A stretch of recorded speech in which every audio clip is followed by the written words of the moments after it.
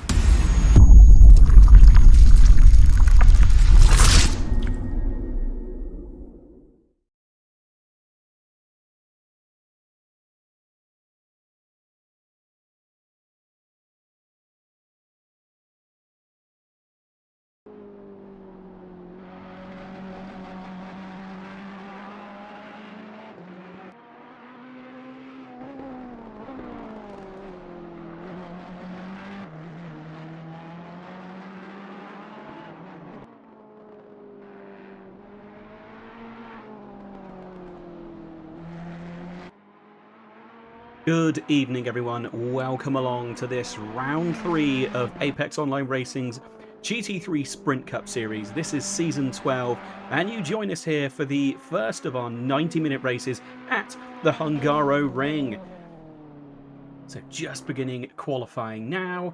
Should be a very good race this evening. Seems to be reasonably settled, slightly damp on track at the moment. Conditions, though, so a really bad start to qualifying for some of these guys if they've only run dry setups.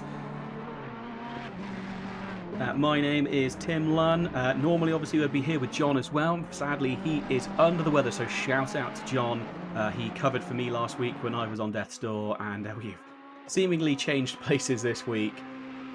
So huge shout out to John. I'm sure he will be watching along from home or listening along at some point while he's led in bed. But for now, we are on board with our first flyer, and this is Angus Fender. The black and red Ferrari. So during practice, I think it was him and Mellis were really high up there on the timing. So it'll be interesting to see how it goes. Obviously, now that the track is damp, Hungaroring, definitely one of those circuits where you need to be confident that your car can hold on to the line, especially up through this flying left-hander here. The Ferrari might struggle slightly. Big chunk of inside curb, trying not to run out. Maintaining momentum and holding onto your line is absolutely paramount here at Hungaroring. Not a billion places to overtake, but if you're brave and there's a gap on the inside of a turn, that is going to be your only option to try and dive up the inside and cleanly get the apex before someone else. And believe me, oh, a bit of a slide there from Fender. Believe me, the tier 2 guys, if a gap is open, they will somehow manage to squeeze a GT3 car or two into that gap. So still with car number 9, Mr. Fender. Should be interesting to see how the 90 minutes affects people's pitch strategy. Obviously, 90 minutes, you can't realistically run a full 90 even on a full tank. So refueling is allowed for the 90-minute races. It isn't allowed for our normal 60-minute sprints, but for the 90 minutes, you are allowed to refuel. So that really does change up people's strategies. Drivers in the Porsche may be really able to take advantage of this. Right, so there we go. There is the benchmark of 150.022 set by Fender in the something odd Ferrari. We've got other drivers coming across the line now as well. We'll wait and see what the times. Oh, there you go. And actually, Fender happy with that one already. Or Not happy with how the car feels. Driver's coming across the line, but no one else setting any times as of yet. Oh, there we go. No Earth coming in second place at the moment, half a second behind. Big gaps at the moment. Obviously, this is a lot of cars. They won't be used to this greasy circuit. They will not necessarily be out there. Good time from Matt York, though. Really good effort from him there in the York Sport Racing. I always forget that he has changed cars now. I looked for a moment and panicked and thought, hang on a second, my game's throwing a wobbly. No, he's in the Audi this season. Went for a mid-engine car this time round. Bit of a change-up. He used to be a Bentley and a Aston Martin kind of man. So we'll stick with him for this flying lap. In fact, let's try and see if we can get... Oh! Bit of an incident there. I'm not sure if that was a collision. Oh, and actually, Matt York has abandoned the lap. So who else shall we jump on with? Who is out there at the moment? Jumping on board with Nicholas Hurt, currently running in 6th place in qualifying. Oh, and the top has actually changed, actually. Look at this. Simonara, Richie, Casangina, all have taken over the top 3 spots. Oh, a massive cut from Hurt there. I don't think this is a flying lap for him for some reason. Oh, and Ermakov, there we go, just taking away top spot there in the very, very loudly liveried Honda. Beautiful livery on that car. Another one of these split liveries that we've seen. They sort of became very popular last season during the Endurance Cup. So to see them making their way over here is really nice. It gives people an opportunity to really do some different things with their car. So we'll stick with Ermakov at the moment. 0.3 up on Simonara. Oh, big slide there. And yes, abandons the lap. Right, we'll jump back to who we have here. This is Simonara on another flying lap. Just about to cross the line. Can he improve? Yes, yes he can, and a massive improvement, 0.67 above him. That is unbelievably fast. Over half a second quicker than anyone else on the grid at the moment. So normally, by the end of qualifying, we normally see about sort of 20 to 30 people all within a second, but these greasy conditions is really going to shake that up. Oh, there you go, Richie responds, 148.197. In fact, let's jump on with him. This might be the night for the drivers in the little Porsches and possibly even the Mercedes that is quite lumbered by fuel. Now they're going to have a bit of a fuel strategy. It might really wake some of these cars up. I say that Mercedes on low fuel and fresh tyres is a really nice car to drive these days, and the Porsche, I know when it's getting very low on fuel, can get quite understeery. Obviously with that front tank, rear engined setup that it has, can really change its handling characteristics throughout the race. It really is a high risk, high reward kind of car to drive. Holding on to his position at the moment, and we'll stay with him for the rest of the lap.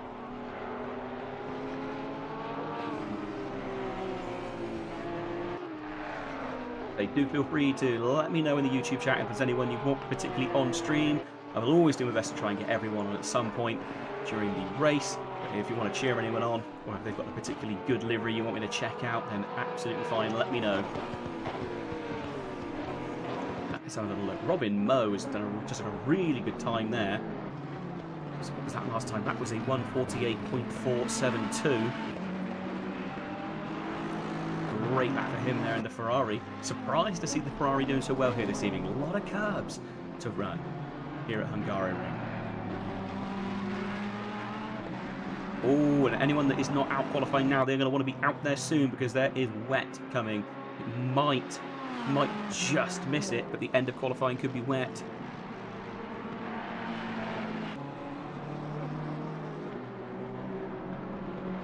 Just seen in the YouTube chat someone saying, I know this isn't tier 1, but I want Makowski. Well, he was here last season, wasn't he? He was here last season, so if you are craving some tier 2 action that also features Makowski, maybe have a little watch back at some of the previous streams. So he actually we did really well last season. In fact, I should be able to check at some point how he did. Oh, Robin Moe tumbled down the times as people putting in faster and faster times now. Robin Moe all the way down to 9th position. And just a moment ago, before I checked the YouTube chat, he was all the way up there at the front end of the grid. But Richie again has taken that pole position, just starting another lap now. Giacomelli, another one who is just beginning another flying lap. Currently running in second place with a 1:47.8.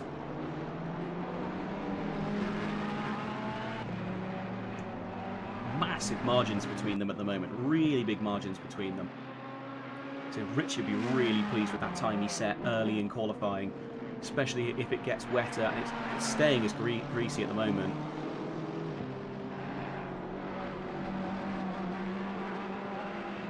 Oh, big slide from him there, though. He will not be pleased with that. That's surely dirtied the lap. Although he does appear to be sticking in it. Well, Robin Moe takes pole again. Great effort from him. And car number 12 goes off. Let's jump on board with someone else for a minute. Let's find car number 29. Rattiani, currently running in 28th place, just about to cross the line now. Massive improvement up to 12th position, and we are going to stay on board with him. Let's jump on his dashboard. A little bit louder for the minute while we jump on the dash. Barrels into turn 1, holding onto that apex. A little bit of possible input issues there. Down towards turn 2, imperative that you get the line here. A tight exit is what you need, lines you up for turn 3 perfectly.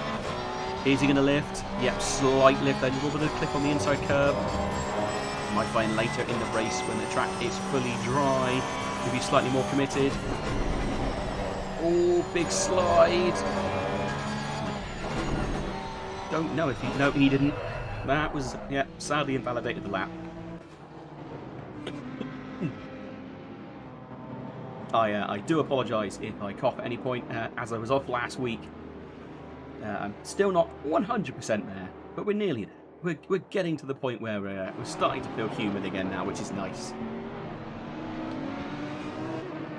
Let's have a look back at the pointy end of the grid, see how things are going.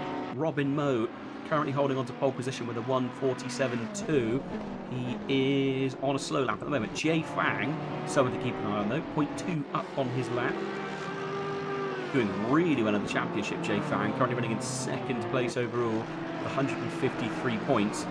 He's had a second and a fifth. He'll be looking to improve on his standings this week, I am sure.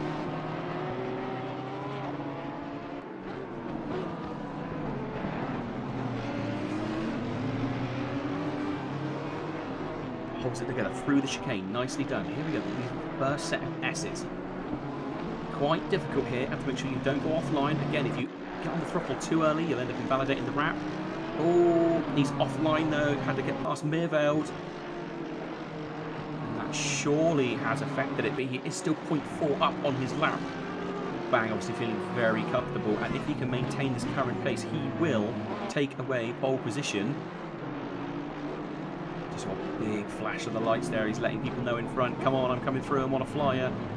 0.5 up is an absolutely ginormous improvement, and with the top click ticking just with under 2.5 minutes to go left in qualifying, he really needs to get this sorted. Oh, has he done it? Yes, he does. Podens was on pole for just a millisecond or two, and then Jay Fang has come along and claimed it for himself. So someone else on an absolute flyer is, we've got Robin Moe again on a flyer. Where is... there we go. We're going to jump on board with Eagles. So, oh, there we go. The back end of that Mercedes losing traction over the curb. It's a much, much more racy car these days, but it is a little bit more twitchy. Still a lovely car to drive, but the latest balance of performance has really, really given this car a new lease of life. And how is he doing? Is he going to cross the line with any sort of gain? Yes, he does. Up to 8th. Inside the top 10, I'm sure he will be happy with that. So people that are on flyers, Podens currently on a flyer, about halfway around the circuit, 0.4 up. Someone else on an absolute flyer, again, was Moe. He was 0.6 up, currently running in second place. Here we go, you can see everyone inside the top 15 is now within a second of each other. Really starting to close up on these times. 1 minute and 14 left. Realistically, this is going to be people's last chance to get out, put in a warm-up lap if they're not round in time. Well, they need to be out the pit now, to be honest. So if they've left it too late, it's going to be a real shame. Just trying to see if there's anyone that hasn't actually set a time at all. Looks like everyone here has set a time. Really surprised to see Fender so far down the field. So whether or not his car just is not working correctly in these greasy conditions, because in qualifying, in practice, he was quite a dominant force. He was very, very quick. So obviously having issues at the moment, over 3.5 seconds off our pole man. So really, really struggling. Oh, and then speaking of our pole man, Podens with a 1:46.290. And this will be his last attempt to put in a faster lap. Everybody now. Oh, there we go.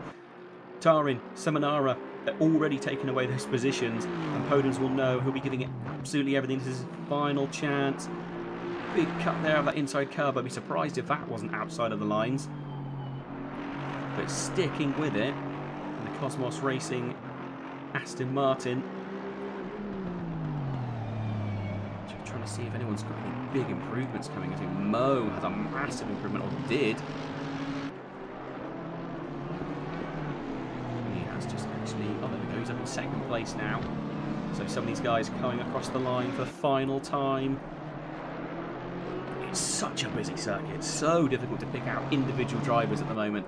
So many people on circuit all trying to put in their best times. I'm going to stick with Jay Fang for a minute as he is still up on his time. All the way down in 16th place at the moment, Jay Fang. We saw him way higher up the grid earlier.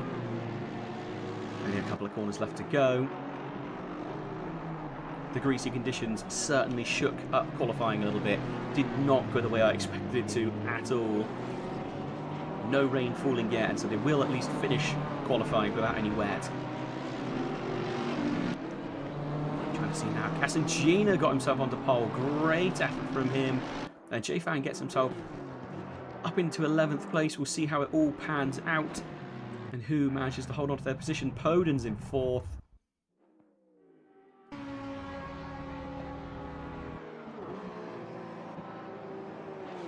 People that are still out there. Nicholas Hertz coming across the line.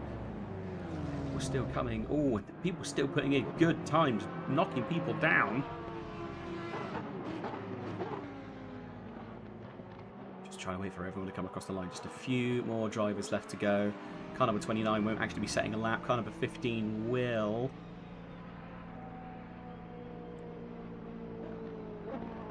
Oh, that should be the end of qualification. And a bit of a change-up in the weather really did change things slightly there in qualification. I don't think anyone was expecting that. There's damp and then greasy conditions. It certainly was unexpected, to say the least. I was not expecting that in qualifying.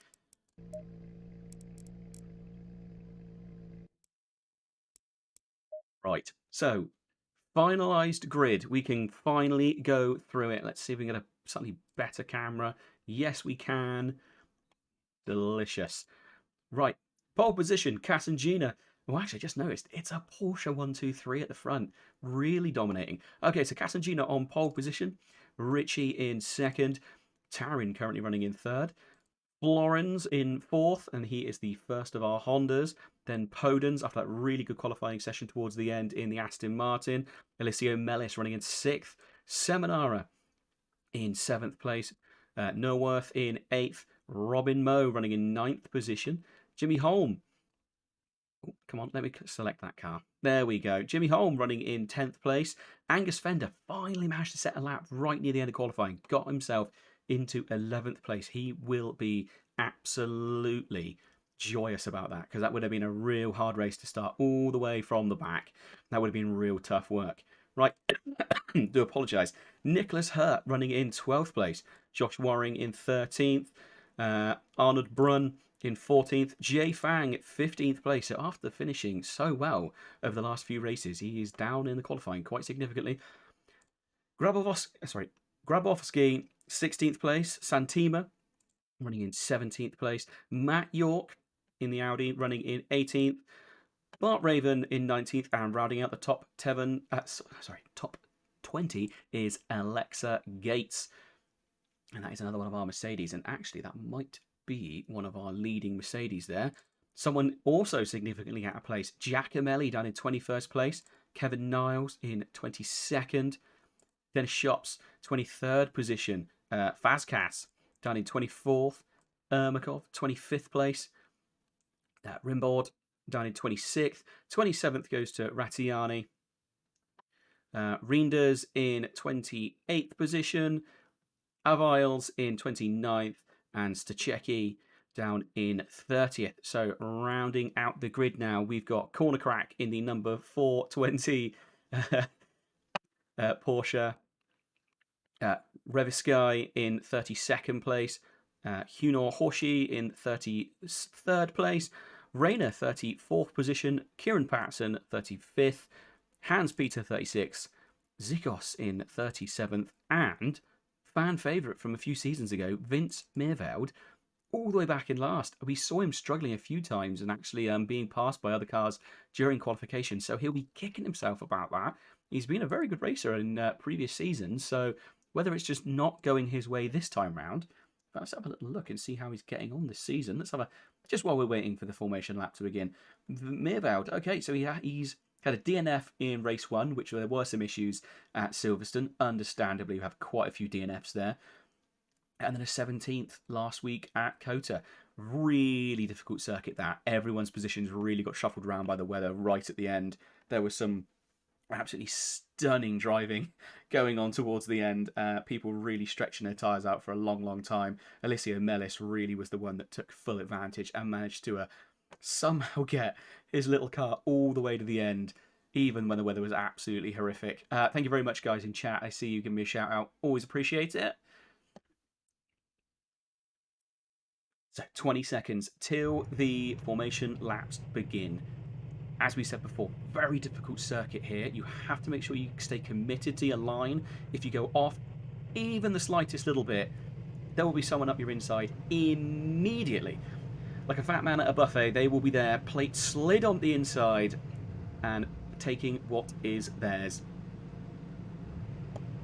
So, Cassancina, Ritchie and Tarin are going to be hoping to try and get a really good start here. I imagine they're going to be working their tyres pretty hard, as this is the outlap getting ready for 90 minutes of Hungaroring. As we said before, you can actually refuel during this session, which you normally can't do with Apex Online Racing's 60-minute sessions. So some slightly different pit strategies are probably going to be in place, but obviously you have to make sure you've got enough fuel and tyres to get to the end.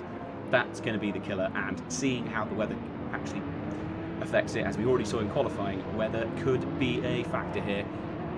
Good evening, Mini Simeon. Yep, see you in the chat. Great to have you back this season.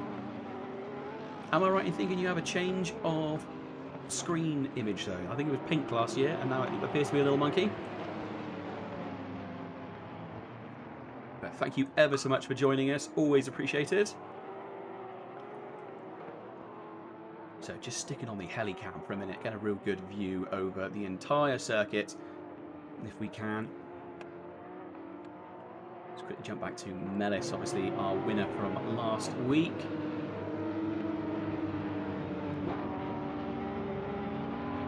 Well, actually, just a quick look at what happened last week. Obviously, we had Mellis took pole position last week, and then we had Ritchie coming home in second, and third place was Aviles. So, 3 very, very quick drivers, all within the top 10 of the championship. There's not a lot in it at the moment. Obviously, Ritchie at the moment got a fairly good lead of 160 points overall, but it's still very early days. One race missed makes a massive difference. He's been very lucky that he's had a 4th place and a 2nd place finish. So Jay Fang currently running in 2nd place in the championship, and as we saw, Jay Fang a long way down in the grid. In fact, is he on the grid? I've actually lost. There he is, 15th place. So our man is 2nd place in the championship. Absolutely crazy. And again, Rayner, where is he running? He is currently running in. Oh my goodness, he is off the bottom of the board, isn't he? He is miles away at the moment.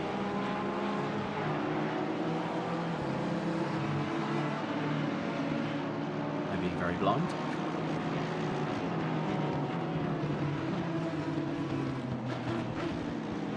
either way, here we go. So penultimate turn, getting ready for it now. We're going to jump on board with the leaders on the helicam, trying to get a decent view of what is going on. We'll try and keep an eye on the mid-pack as well.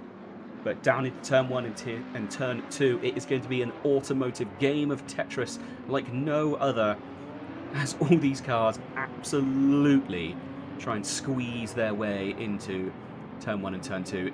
They're very long, they're very committed. If you get your braking wrong on the inside, going to cause some big issues. Oh, car number 83 starting from the pits. But here we go, the final run to the line. Everyone stacking up, waiting for that green light to go. And there we go, green light, 90 minutes of racing at Hungaroring underway. XII has a great start, holds on to it. Oh, they're 3 wide already back there, though. Looks like Podens, Melis. Oh, and who's that coming through the middle? In the BMW, Seminara already trying to make some moves, and he has. Actually, Melis losing a few positions. Obviously not feeling that comfortable. Everyone through turn 1 reasonably well, though. XII managing to hold on to... Oh, there's contact, and where's that Honda going to end up? Oh, dear. Really bad spots, absolutely stuck in the middle of the circuit there. Big incident, people trying to avoid it. There's nowhere really to go there, is there? Yeah, you can see he was spun, he held his brakes as he should, but everyone coming around that corner, totally unable to spot that car. Also the time of day, the sunlight is not going to be doing him any favours, so yeah, bit of a shame there. Ermakov with a drive-through penalty. There's a limping Mercedes here at the back of the grid as well. Just waiting for my timing screen to sort itself out as it is showing me everything in the wrong order. There we go. But the man still holding on to pole position is XII, and doing his absolute best to try and keep ahead. And there looks to be a small incident back at the chicane as well. Car number 9. Yellow flag out for car number 9. We're going to jump back. Oh, that's Angus Fender. And his weekend is just going from bad to worse.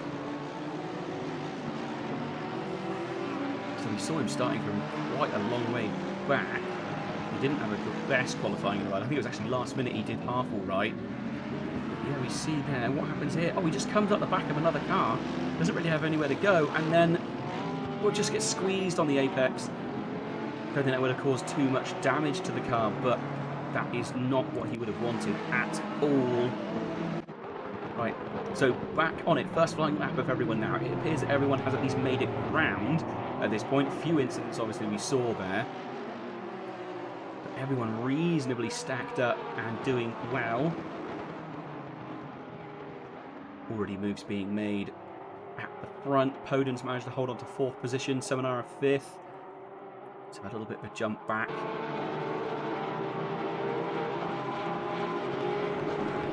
Possible move going to be made here between Mo and Melis. These two guys were really good in qualifying. They're down like just inside the top 10 at the moment. And they've got Jay Fang sniffing around the back of them. He's already made up a load of positions, 4 spots in 1 lap. Whether that was because of the incident he managed to gain a bit of an advantage, I'm not sure. A bit of a mistake there, though, from Melis. Looks like he went a little bit deep. And that is just allowing other cars to come along. Oh, car number 99 into the pits already. So car number 99, that is Zikos. Oh, yeah, and that was that limping Mercedes we saw earlier on. Sadly, it really did take a large amount of damage on lap 1. But 90 minutes, plenty of time to regain some positions. Not all is over. And as they say in show business and motorsport, the show must go on. No point retiring at this point. Get back out there, put in some laps, get your elbows out, and hopefully regain some positions. You never know what's going to happen. You could see loads of people have another big incident. Everyone's still very much stacked up at the moment as well. Seminara currently holding the lap record. Doing really well. Actually, especially there, let's jump on board with Seminara. BMW looking lovely. And actually, we might see a move here into turn 2. He's got a decent run. Decides against it. But it is forcing Podens to go slightly defensive. He hugged the inside. He didn't get quite as quick an exit as he wanted. Who's going to be more committed here through the curbs?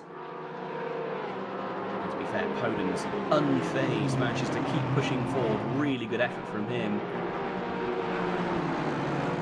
Let's have a little bit further back. Let's have a little look at this. It's Bart Raven in the absolutely garishly coloured BMW, cut away from one lovely liveried BMW to another one that is truly the loudest thing that has ever existed.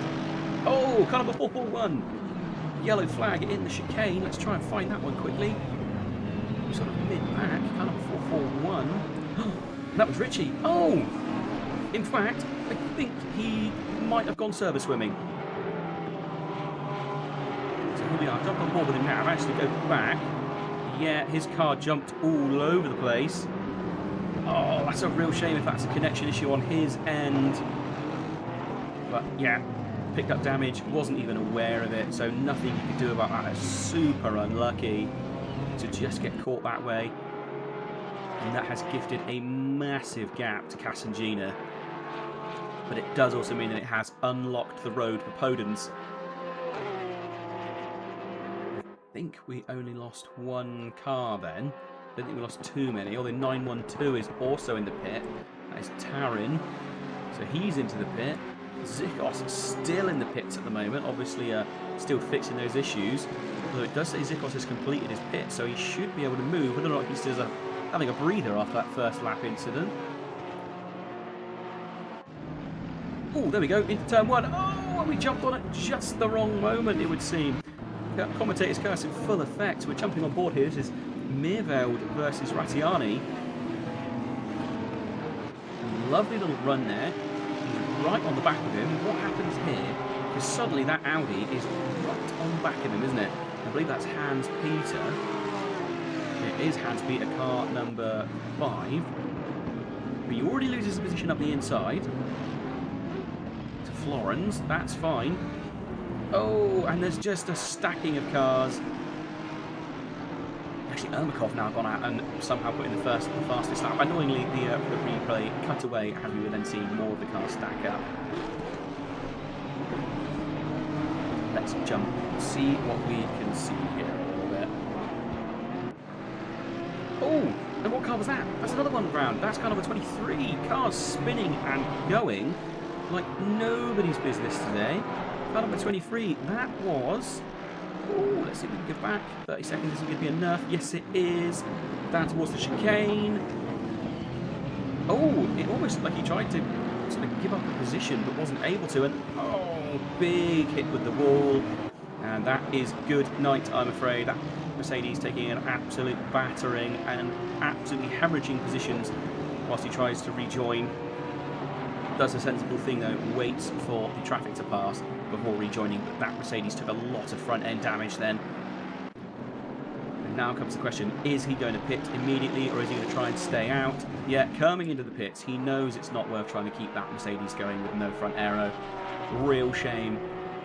So with just under 8 minutes of this race done, there's already quite a few cars pitting for damage. I really didn't think that would be why we were seeing cars in the pit. I thought we were going to see a whole load of drive-throughs for track limits here. But it does seem that the Tier 2 guys are getting a little bit too much elbows out. They listen too much to my elbows out comments. So, Kassangina running in first place with over 3.5 seconds back to Seminara.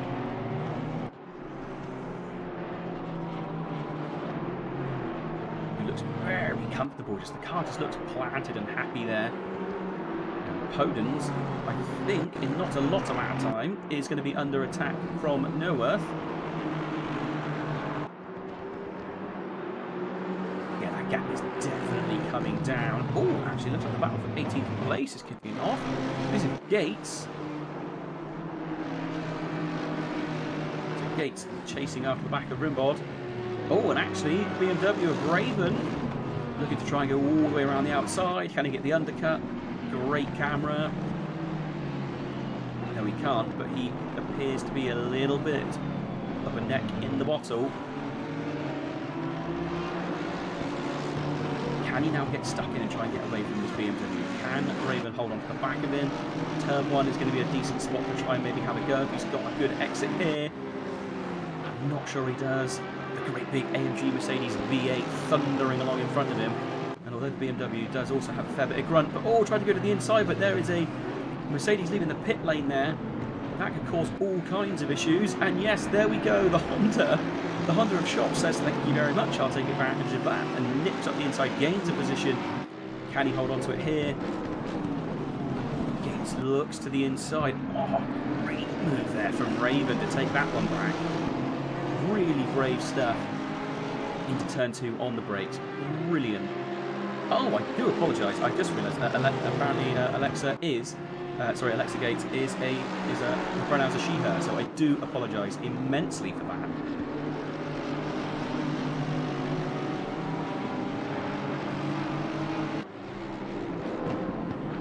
And this little battle is just starting to settle.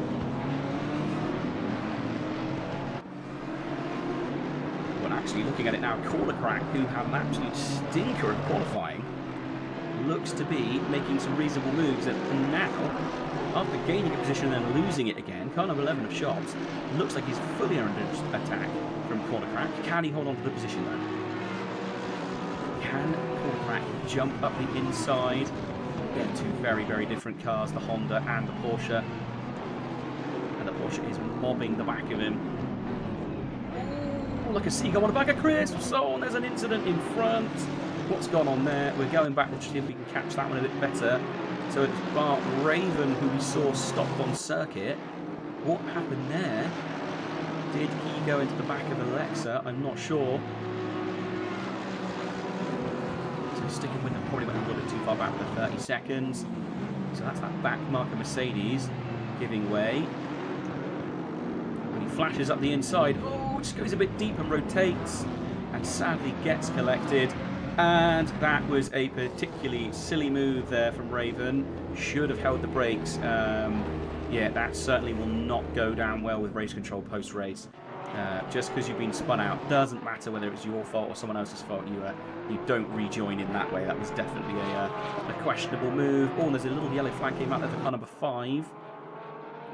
Appears to have cleared, so we won't worry too much. Seminara in second place now, currently putting in the fastest lap, and has already taken a second out of Castangina's time. So after sort of having a bit of a squabble to get himself up through the times, appears to have shaken Podens quite significantly. In fact, there's a back marker between them now.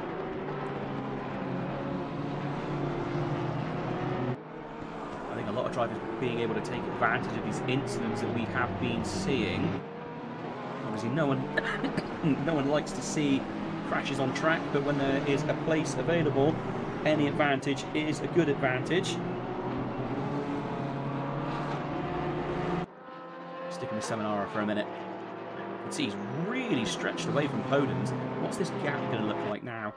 2.8 between him and Castangina. So sort of no massive improvement. So let's have a little look and see if we can spot anyone having a close battle. I do apologise if my cough gets worse and worse. It's sadly part of the course. Right.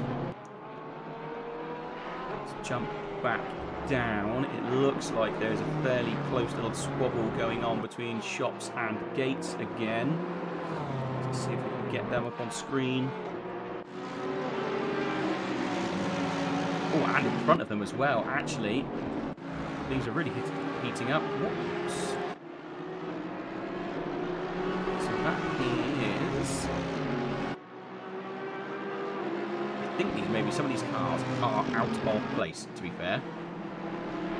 I don't think they're all necessarily on the same lap anymore. I think we're starting to see those guys that had the big crash at the beginning. Oh, there we go. Car number 51 dives out of the way. Letting a couple of the guys through. So yeah, car number 51 isn't actually in the correct place. So that would be why. Although the battle for 22nd place, it's still absolutely raging on. Alexa Gates with her elbows out, a little bit deep there though. What can be done here? Can they hold off Porsche? Still with an hour, just over an hour and 15 minutes to go. They need some mighty pointy elbows to manage to hold on to that place. Oh, car number 51 of Raven, desperate to get out of the way as a back marker. He's diving out of the way, but a little bit risky to be fair. Sometimes it's better just to stick to your line and keep going maybe just let up the throttle on straights rather than sort of worrying too much about letting people pass in corners. A little squabble going on as well. Van Meerveld, who I believe started all the way from the back, he's up to 20th place. Good lord, let's get this man on the screen. Patterson actually having a look up the inside now, though. Unable to do anything with that. And while those two have been squabbling, the two Mercedes of Gates and Horsey have caught up immediately. And Meerveld looks to almost be looking at the inside there of Shops. Unable to make the move there, but he is all over the back of him. Nipping at his heels like an angry Jack Russell. What can he do here? Two very similar cars, the Audi and the Honda, mid-engined, well-balanced. And to be fair, even the Ferrari behind as well, that's another really well-balanced car. All four of these guys, sorry, all four of these people having a really good scrap, and now we actually do see Alexa Gates sniffing onto the back of them. She seems to have broken away slightly from Horsey. She'll be desperate to try and get past these, because if she can get past, then she can free herself from the mob that is coming from behind her and possibly make some ground. Great little spot going on here, actually, and what we'll try and do is, can we get... Looking over that rear wing, you can see just what is going on behind. Look how the Ferrari closes up under brakes, absolutely on his bumper there. If you listen carefully, you might just hear the traction control kicking in as he tries to get the power on. Absolutely not. Meerveld, perfect throttle control there, not a single ounce of TC kicking in. Oh, looks like the inside again of Shops. Again, it really seems like he's strong in Sector 1 there now, really strong in Sector 1, but did seem to lose. Oh, kind of 1, 2, 3 is off. And that's Kieran Patterson. What happened there? Let's jump back. So that looked like it was turn 1, and we're jumping on board with him just as he comes through the final turn. So we had Alexa right on the back of him, and Meerveld right in front. Whether he went for a move on Meerveld, I'm not sure. Meerveld jinks to the inside, then back to the outside. Oh, and Alexa does go up the inside, and there is contact. Again, that's what you do. Rolls to the side, flashes desperately to say, please don't hit me, I'm trying to recover. Decent recovery from him there, to be fair. 26th position is not what he would have wanted, but he is still at least in the race, and it'll be interesting to see what damage that did to the front of that Mercedes. So someone whose lead is slowly coming down by about half a second at the moment from when we last checked in, Seminara. Chasing onto the back of Casangina, and now you can actually see them on the pit straight. The two of them right there. What laps are they putting in at the minute? They're putting in 1:43s, and oh, Seminara was nearly half a second quicker than Casangina that time round. So that gap is absolutely tumbling. Speaking of gaps that are absolutely tumbling, Robin Moe on Nicholas Hurt. In fact, let's see the jump on the dash of Moe, see what is going on here as he chases after Hurt and Moe. Again, you see these slightly different lines depending on how the car is orientated. The front engined rear-wheel drive car is taking a different line here to the Porsche. Who is going to be most committed here for this flying left-hander? Oh, fairly committed. Really good exit, actually. Had a really good run there on car number 14 of Hurt. But unable to do anything with it. This is the problem here at Hungaroring. If you can put your car in the exact right place, there won't be an opportunity to be overtaken. It's just consistency is king here. I know I say it at quite a few different circuits, but at Hungaro, it really does feel like if you can stick to the racing line, even if you're not the fastest guy in the world, you can really defend well here. So all the way through Sector 2, it looks like it has opened up a little bit. It does look like the Ferrari's a little bit unsettled with those flyers, unable to take quite as much curves. I'm going to jump back on now, actually, with... There we go, so jumping on board with Horsey again. You can actually see Alexa Gates doing her best to catch back up again after that incident at turn 1. Maybe Be interested to see how long she can go with that front end damage. The Mercedes does not like aero damage at the front. It really will understeer every time you try and come out of a turn. So I think this is her first time past the pits since that incident. So it will really depend on how badly the car is damaged. Is she staying out? Yes, she is. Obviously feeling comfortable that the car is okay and still got plenty of fight in it. It's absolutely fantastic to see. Just seeing if we've got any more mid-pack battles going on. Good job with Mellis, who did really well in qualifying, currently down in 8th place. Again, we've seen the Ferrari struggling a little bit here, actually, in the race. Oh, car number 226. Yellow flag out for 226. See if we can find that one.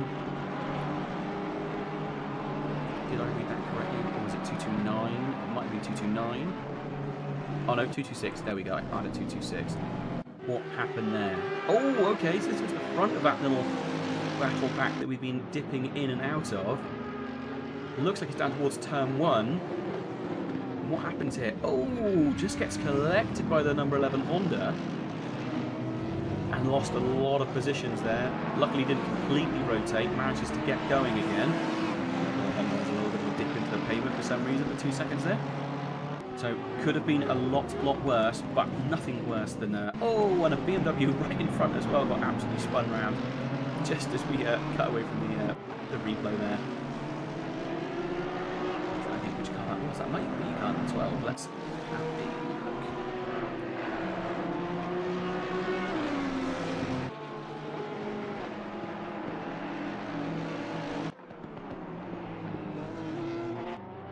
Back on board with our leader. His lead is now less than 2 seconds, so it's still coming down. Not the fastest. Oh, actually, someone we haven't looked at yet, and that is Josh Waring. The Celtic Romance cars chasing after the back of the 777 of Holm. Nice little squabble going on. Oh, kind of a 117 with the yellow flag there at the final turn. Still stationary.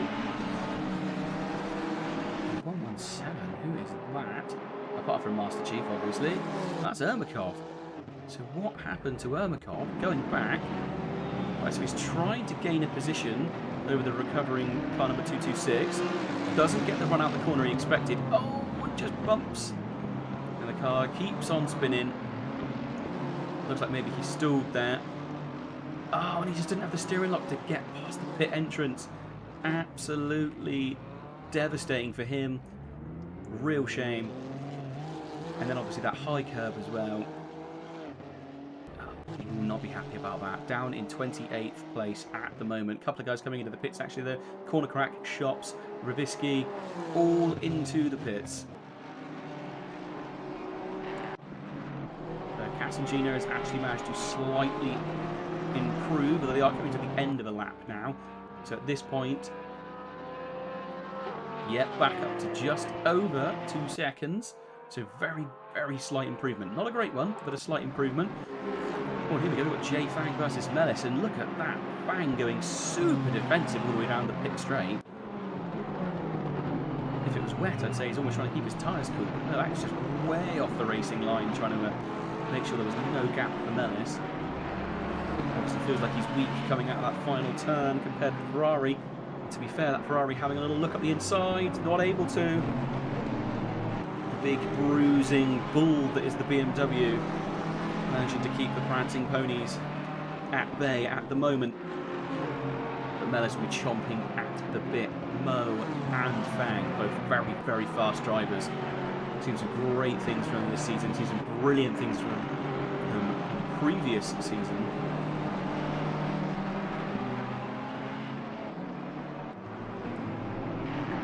Lovely bit of driving. Oh, and so actually the gap there is absolutely minuscule between them now.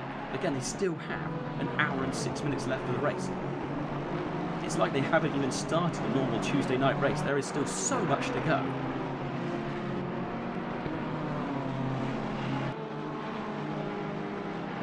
And actually, it does appear that Mellis has just dropped back. I just realised I was talking about Fang and Mo, and actually it was Fang and Mellis. So apologies to Mellis. They they have broken apart ever so slightly now. So I'm going to look a bit further down the grid as the top of the grid seems pretty locked in at the moment. So Reinders on the back of Fazekas in that 995 Lamborghini. In fact, we're going to do it. We're going to jump on board and just be deafened down the pit straight for a minute.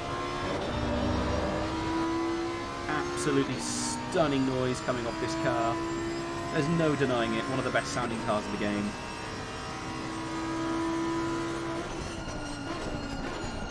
Really see how under braking how these gaps go up. And actually Matt York also looks like he's looking to try and maybe catch up with these guys as well.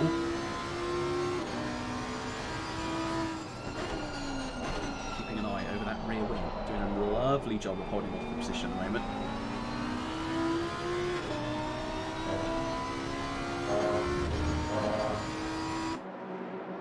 Go out for the helicam for a minute just to get a little bit of an idea of how the grid is spread.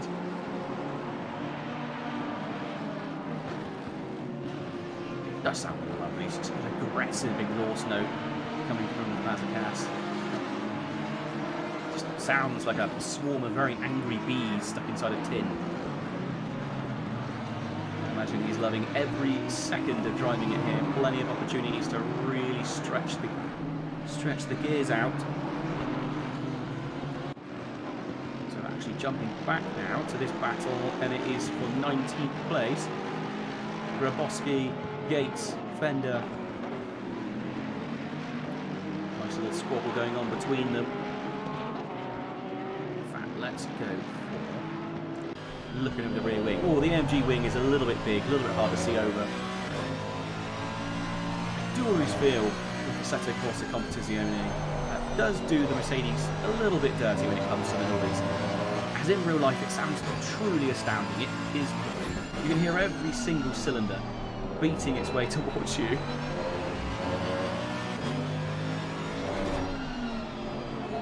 A little bit deep there from Fender, but to be fair, Gates as well looked fairly unsettled. This is coming up towards the end of the lap, final turn now, still looking over that rear wing, the inside's open. So turn one could be super interesting here, we could see a move. I think that was just the way the light, the natural light flicked across the front, but actually Gates now looking to the inside. Grabowski goes defensive, Gates to the outside. A couple of little bumps here in turn one, so being a little bit cautious there, I think. Didn't apply too much pressure, but Grabowski will now know that that Mercedes is coming for him. Oh, what a mistake, he went wide. It's going to be very difficult trying to make a move here. Can Gates do anything? Kept it settled brilliantly through there though. Loads of curb use and still managed to keep it planted. Big dab of the brakes, well within the track limits there. Is she going for a little bit of a switchback? If she can get the Mercedes to stick, maybe she can. I think this is what we're starting to see, is that front end damage starting to affect that Mercedes' ability to turn in and be as aggressive as Gates wants it to be. Obviously its race pace is still handling really nicely, but I do think that when she just wants to push that a little bit harder and get the car to just pitch into the apex and steal away a position, that seems to be where they're struggling. Quickly jumping back on board with our leaders. Seminara still with the fastest lap of the race. And now within 1.3 seconds, actually looking at it, there is a lovely battle going on for third place here. Hoden's nowhere hurt, and Mo coming up to join the fight as well. Hoden's has over an hour to keep his elbows out. Oh, a little bit of a mistake there from Hurt. I'm going to go up to the helicam again so we can see the two battles at once. Mo tasting blood in the water, absolutely going for it. Both Astons looking very, very settled there. Two slightly different lines though. There was definitely way more curve being taken by Noah than it was Podens. And Podens thinking to himself, I can't risk an over-rotation. Ooh, a little bit of a mistake there from Mo. A little bit deep on the brakes. Had to go offline to avoid having an incident. And this is what I mean on this circuit. If you go offline even the tiniest bit, because of the way you have to maintain this constant rhythm, it's very hard to make a mistake and then recover from it quickly. As you can see, he has dropped right off the screen. Mo now quite a long way back. Oh, who's this coming in the back of the shot? Oh, it's Jay Fang, actually. Yeah, so Jay Fang, who we've seen finish really, really well in previous races, is still there, just inside the top 10.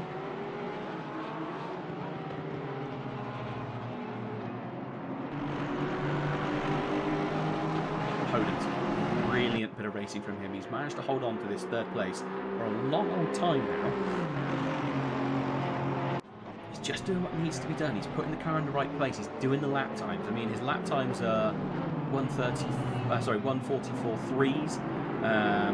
Behind him, obviously, he's got Nerworth with a 144.4, and then Nicholas Hurt with a 144.7. So he's just doing what he needs to do. I mean, he's a little way off of Seminara and Casagina, but points mean prizes, don't they? And I mean, at the moment, the two leaders in the championship, neither of them have the first place. They both have podiums to their name, but neither of them have the first place. So sometimes going for a pointsy weekend, as Tom Ingram in British Touring's cards would say, pointsy weekend is better than just going for gold all the time. And so for anyone watching along at home, and you might be thinking to themselves, why are these guys here? Apart from just for the love of racing, and believe me, there is nothing quite like having a good old sim race. It is absolutely fantastic. These guys make me look absolutely terrible. I did qualify myself, qualified in the 9th tier, so you get an idea of how slow I am compared to these boys. Sorry, ladies and gentlemen. But they are racing for a pair of socks, racing for a pair of SIMSOKs, thankfully given to us by one of our sponsors. Very nice of them to allow us to have some socks. It's very, very nice. Oh, I pressed the button and I nearly went very, very wrong on the stream. And the other people that sponsor us is Driver61. All links to everything in the description below, so feel free to check them out. And obviously check out the Discord as well. Really nice community, really welcoming, and as I said, they do tiered racing from tier 1 all the way down to tier 10. So you will find close racing somewhere in Apex Online Racing. And yeah, a little bit of a cheeky plug, but you know, it's got to be done. Got to do it for the sponsors sometimes, haven't you? Otherwise, all they get is something at the very beginning and a little image at the bottom. Ermakov with a drive-through penalty. That is most likely going to be due to track limits. This circuit, very easy to break track limits. So this little battle still going on. Poden's still very much the cork in the bottle, holding everyone up. And really it's going to be a case of how long can he push, and how well has he looked after his tyres. He had a great start, but now with three very, very fast drivers in immediate striking distance. And speaking of striking distance, Giacomelli 0.095 behind Brunn in front of him. Really on the warpath now. Ferrari versus Ferrari, Italy versus Italy. These two cars absolutely giving it everything here. So Giacomelli, he's had a really good season if I remember correctly. Let's have a little look. So Giacomelli, he has had an 18th place and could not start last time round. So that's fair enough. Signed out of the race last time round. So 12th place at the moment is his best that he's done. And Brunn, let's see if we can find Brunn on the championship. He'll be here somewhere. There's a lot of names to scroll through. Yes, he is in 21st place, so he's had a 27th place and a 15th place. So again, this at the moment is looking like his best finish if we can hold on to it for another 56 minutes. So, yeah, as I said earlier on, it is not the standard 60-minute sprint race that we normally have here at Apex Online Racing Sprint Cup. Oh, big move up the inside by Giacomelli. He decides not to go for it, but Vazquez is now starting to have a good look, and Giacomelli's going to have to get a move on. Well, the Raging Bull is possibly going to put a horn directly into that prancing horse. And you can already see that more aggressive line there from Vazquez. Let's see if we can get on the back bumper of Giacomelli. That's casting close. What are we going to see here? Who is braver through this section? Ooh, pretty much an absolute stalemate there. does look like the Lamborghini might be ever so slightly better on turn in, although it does wash a little bit wide there on the exit. So coming up towards the chicane now. On the brakes. Both cars absolutely going for it. The Honda behind, actually, of Reinders did appear to be a little bit unsettled. Oh. And I think Fazekas might be trying to line up some attacking moves, but he's got to be careful. Reinders right behind him. He can't open the door too wide to try and make a move on, or he will end up doing himself in. He is going a little bit defensive all the way out the right-hand side. Able to make anything work at the moment. Oh, there you go, there was a mistake. He went deep. Kind of an 905, really just sniffing at the back. Nothing between them at the moment. So coming into the final turn, kind of a 500 dives into the pits. Well, so does Nerworth actually as well. So Nerworth obviously thinking of getting slowed down by Poland's best bets to go into the pits early. That is super early. He's got 54 minutes left to go when he comes out the pits. A little look up the inside there. Fazekas not able to make anything work. I feel like I'm going to sit behind him. Car number 41, I believe, must be a back marker. It is. His car running in 25th place. He has already pitted, or they have already pitted. Fair enough. Gates, I see that she's finally done her pit, obviously to fix that front end damage. Maybe got fed up with cooking those front tyres and decided to try and just go for a full hour on the tyres. So Reinders, Nerworth in the pits. It's that weird time in the race. Oh, car number 15. That's Mellis. Mellis is off. What happened to Mellis? Let's jump back on the replay, see if we can see what happened. We go to Helicam, try and get right over the top. He's all on his own. He doesn't seem to have anyone around him. Appears to be that's Jay Fang in front of him in the BMW. So unless he massively outbrakes himself, what happens here? Oh, just unsettled by the big curb. Luckily manages to keep it. Oh no, he does. He does strike the wall. I think he was hoping to light the rear wheels up and get the car to rotate a little bit quicker than it did. It didn't quite go to plan. So Mellis now with front end damage, down in 9th position. Might not be that catastrophic damage, but it certainly makes a difference. There we go, Nicholas Hurt into the pits as well. So starting to see quite a few of our front runners making a real effort now to try and work on their strategies. Just over 53 minutes left. It's a long old time to try and get tyres and fuel to run.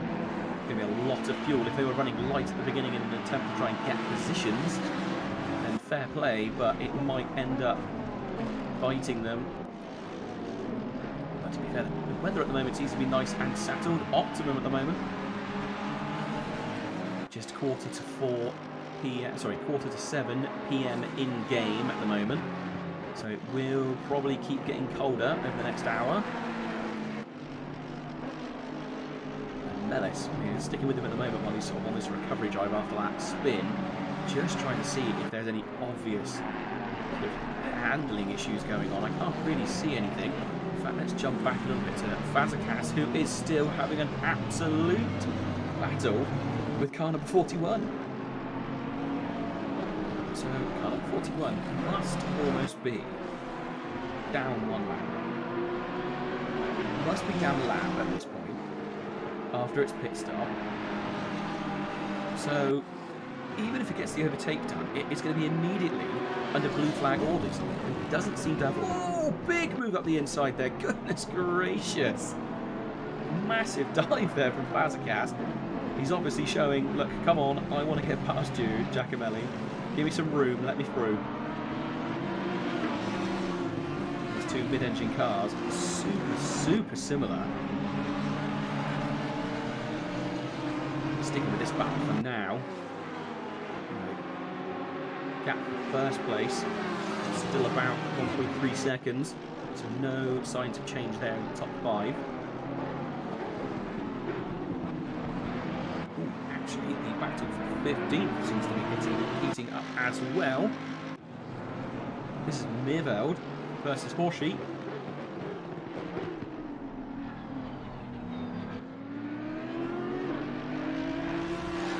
sure if we almost missed the move and it was Mirveld going through. It might have been Mirveld passing. I'm not sure actually. But number 43, really having a good go. It's hard to know which battle to keep an eye on really. There's this one, and obviously there's the Fazakas battle going on as well. We're going to jump back up to that one as this one seems to be opening up a little bit.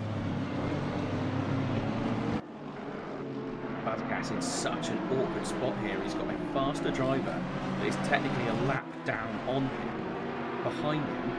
So it might almost benefit him to let that car go, and then it can go forward, catch up with the back of Giacomelli if he's got the pace. He's obviously on fresher tyres. So they're on fresher tyres, and they should be able to push forward and possibly reel Giacomelli into Fazakas, and then they could both go through at once. It's not all about outright pace. Sometimes it can be sort of that racing eye that you get, that racecraft that you build up after years of racing. Years of watching racing in my case. Again, we see the flick of the sun going across the front of these cars. Are we going to see anything here into turn one? Oh, Giacomelli had a look up the inside of Brunn then, decided not to. Well, Niles into the pit now as well. Sorry, Nils into the pit as well. What is Niles? I do apologise. Kind of spreading out a little bit. Oh, what's going on here right at the front? That gap down to just over half a second. What happened there to suddenly bring that gap down so quickly? And Podens and Fang also very close. Half a second between those two.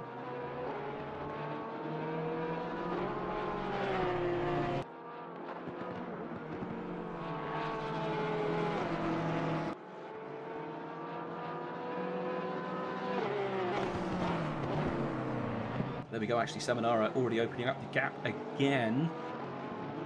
So it must have been a mistake from Seminara that we missed.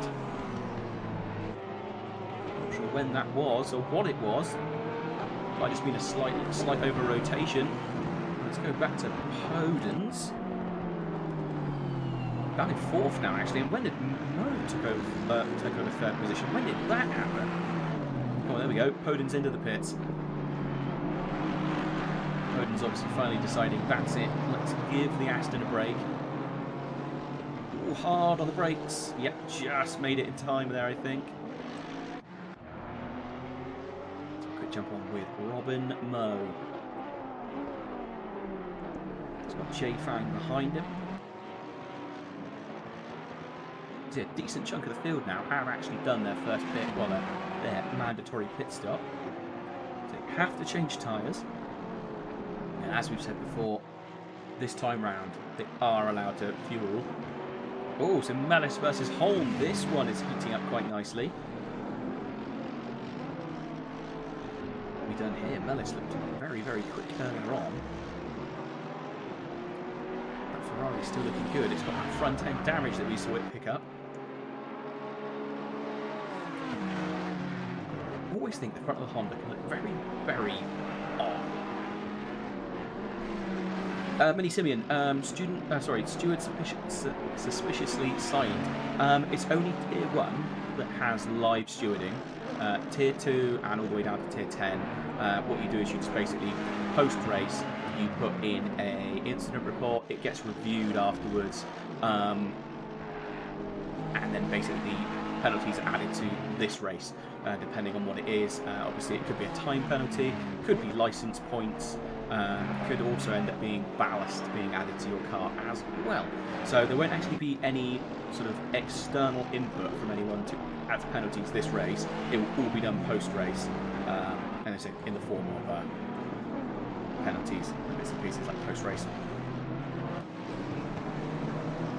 Yeah, to be honest, although it does seem... Oh, there we go. Mellis into the pits, obviously deciding that Holm is slowing him down. Decided to go and have a little bit of a look somewhere else. Well, Jay Fang in the pits as well. Robin Mo into the pits as well. So a lot of our front runners now deciding this is the time to jump in. Here we go. We've got Miva versus Horchi. This battle still going on. There we go. Racing for quite a cool name actually. Yangchang Tea House Employees. This Mercedes AMG. Oh, there we go. Who else is the pit? We just see. Oh no, it's right. I thought it cut off the top, but it's just on a little bit further down, and it's cut my numbers off. I thought that Casangina had jumped into the pits, but he hasn't yet. Still out there, obviously feeling very comfortable. His car can keep pushing on for a few more laps. So they're around the halfway mark now.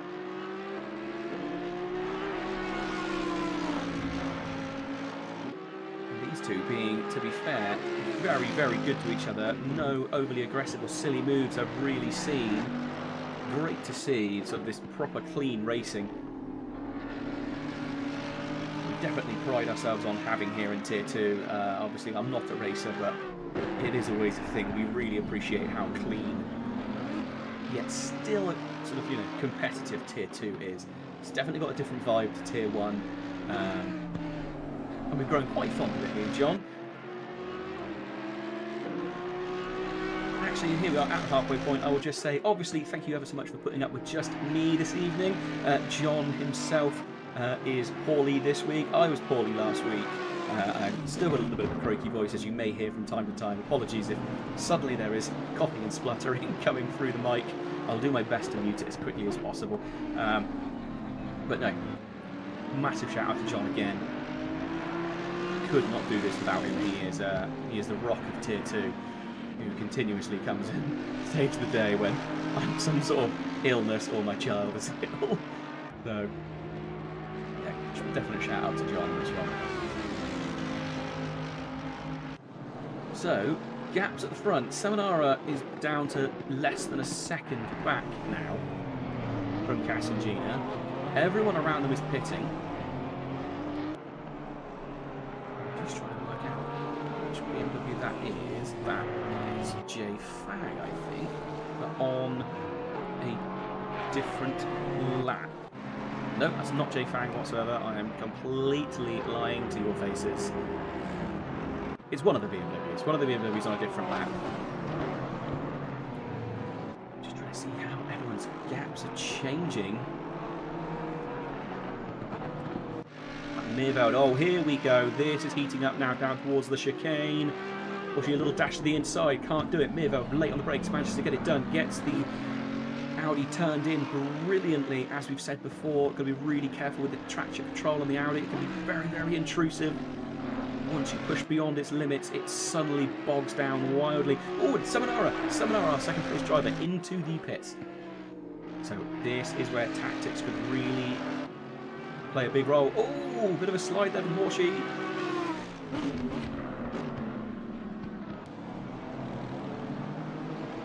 Down towards this penultimate turn. Again, Mirveld doing really well after his absolutely awful qualifying. He'll be happy to see, even at this point, even though it's not truly in fourth place because he hasn't pitted yet, but he has slowly been climbing up through the ranks throughout this race. Maybe he was doing a first to last challenge, who knows? But he's doing really, really well. Going to jump back now to a very, very shuffled grid. Giacomelli. Oh, well off track there. What happened there then? Was that just first lap out jitters, or did something go wrong?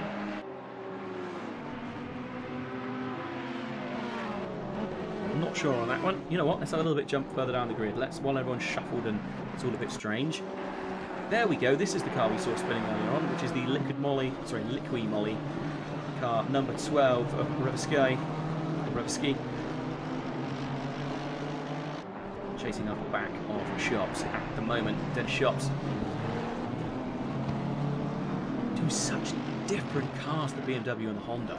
Such different cars. I'm still not sure how I feel about the front end of the BMWs. Some liveries they can look beautiful, and other times, I'm not entirely sure. So I know obviously it's done for performance and obviously styling at some sort of extent, but I definitely prefer the old Z4 days and things like that. Beautiful, beautiful car that was, the Z4. So looking at gaps, we've got Florence, seems to be having quite a good little scrap as well. Ah, here we go, and this is another one of the Hondas. One of those beautiful split liveries that we spoke about before. And here we might see a move into turn 1. These two on the same lap. Go down towards turn 1. Are we going to see a last minute dive? Yes, we are on the brakes. But the Mercedes outbrakes the Honda. Oh, no, he doesn't. He goes deep. But he is going to have the inside for turn 2. And I imagine the Mercedes is going to stretch his legs and try and hold on to it. Can the Honda go all the way around the outside? Can Florence find that traction? No, he can't. Goes for a switchback. Oh, he's going to try and pass there. That is so brave. Not able to, and he's going to be stuck behind him, I think, for a few turns here. Next real opportunity to make a move. Coming up probably here, or it's going to be into the chicane. Can he do anything at the braking here? No, he can't. He's going to try and get a good run. He's up the inside. But the Mercedes comes across and just cuts the nose off. It looks like Honda is stuck behind again for another lap. It's super hard to make a move here. Oh, a bit of a slide there, I think. Or was that a purposeful rotation of the car?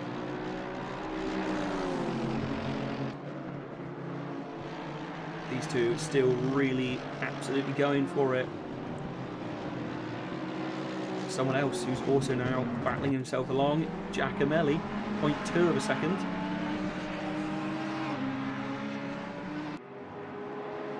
Just trying to see who's actually running in pole at the moment. So it's still Casangina, hasn't pitted yet.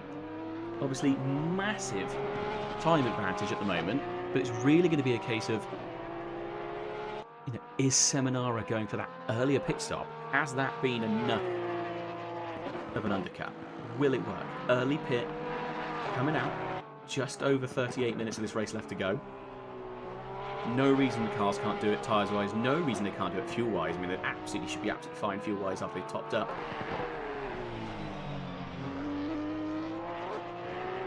That Porsche, gorgeous sounding car as well. Some lovely bits of equipment here.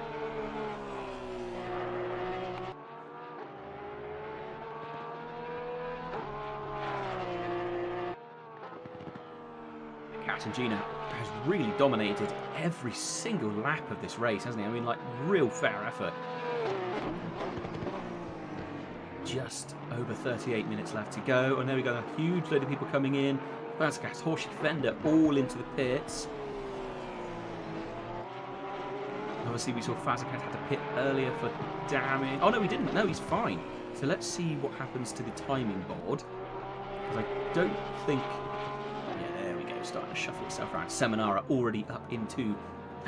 and that's Santima. Oh, for a minute I thought that was Seminara. I did think after all that work. But Santima in that Porsche, car number 21, let's find it. It's Abe Santima, has picked up a drive-through penalty. So that's going to be for track limits. That's a huge shame. I'm sure they will be kicking themselves about that this late in the race. It'll be very hard to make up that kind of time again.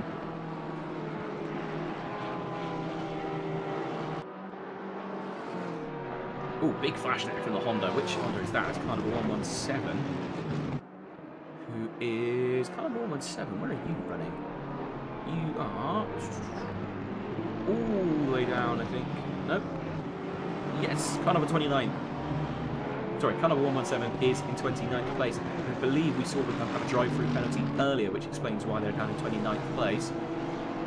Obviously showing some fairly dominant pace, just unable to really do anything with it at the moment.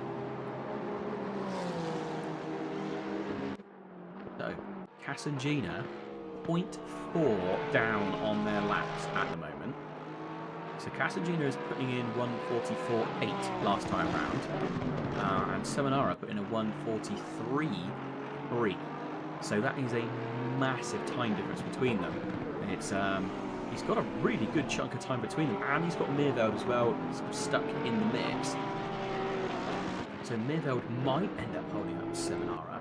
Very unlikely. Meerveld's a very, very well versed racer. He knows what he can sort of get away with and what's sporting and what is not sporting. So I very much doubt we're going to see anything silly from him.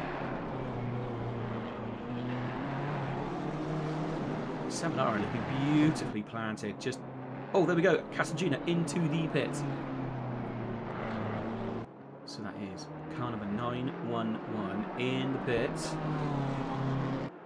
And to be fair, Seminara is a decent way back. So where is Seminara going to come out? We're going to go up with the helicam, so we might even be able to catch. Casangina sat in the pit still. This is the opportunity to take provisional pole away from Casangina. He has led every single lap, every single turn of this race. Dominant in qualifying, dominant on the racetrack today, but has it worked? He is rolling. I don't know if he's going to have enough of an advantage down into turn 1. Here we go. Seminara absolutely flying down the wall. I know he hasn't. He's lost the position. Casangina down into 3rd place at the moment. And that undercut the overcut did not work for him. Those last few laps where he was really going slow, I think it just all added up. And after such a dominant start to the race, Seminara has just come along and taken the wind out of his sails. Really strong effort from Seminara here. Really good drive. And someone that has certainly not given up the fight is Christa Podens in the Cosmos Racing Team, Aston Martin. And obviously, theoretically gain 2 positions when Mirveld and Stachecki come into the pits. But he is all over the back, and oh, there's a collision there. Can we go back and get a better view of what happened then? Okay, so that is Stachecki there. So coming towards the end of sector 1. You can see that number 14 Porsche getting right onto the back and then applying the pressure.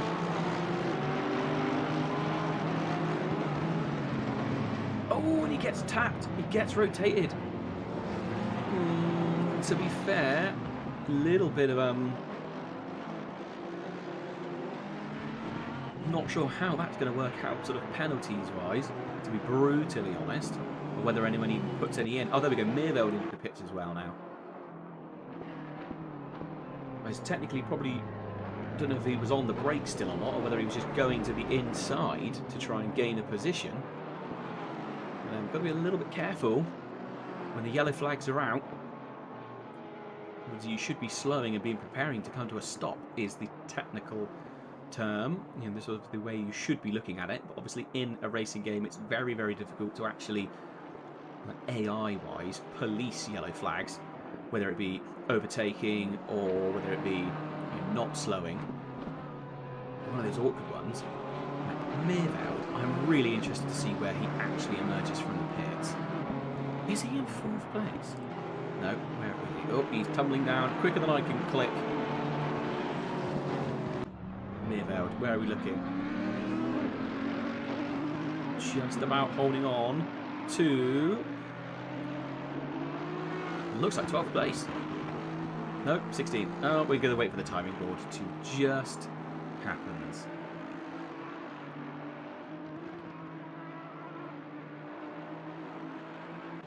Come on, timing screen. There we go. Sorted. So, quick request put on the battle for P5, P6. So this is Hurt, Mo, and Jay Fang. In fact, actually, Warring as well is there.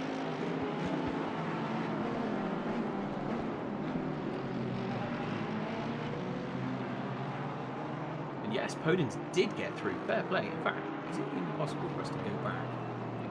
Let's go back and see what spotter. No, that's already happened by this point, hasn't it? There's yeah, the battle's already behind him, so that is a wasted 30-second replay. I do apologise.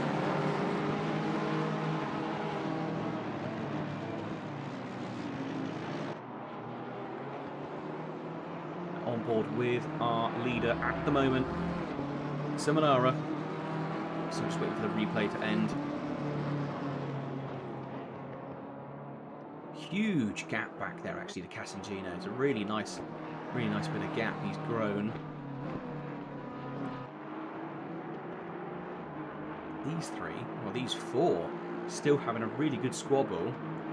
Stochecki, I've just noticed, still hasn't done their mandatory pit, which is only going to be causing issues. And actually, Robin Moe has now made it through on Nicholas Hurt. So that Visceral Esports car seems to be struggling here in the second half of the race. Jay Fang looking to nibble on the heels, possibly sneak his way past. Look at that rear wing. See that big snorting nose of the BMW behind. Is it just going to peak below the wing? Sucking up any unburnt fuel in the back of that Boxer engine. Oh, and under brakes, it was a big mistake. Looks like Jay Fang may have then waited slightly as well, but that was not great. Let's see it under braking again. There we go. Just outbrakes himself and clips the back of the Porsche. Hopefully not too much damage. Both of them losing a position there. Warring will be very, very pleased with that. 2 places, thank you very much. I will take those. Warring up into 6th place because of that. So massive advantage taken away. Back down to Giacomelli.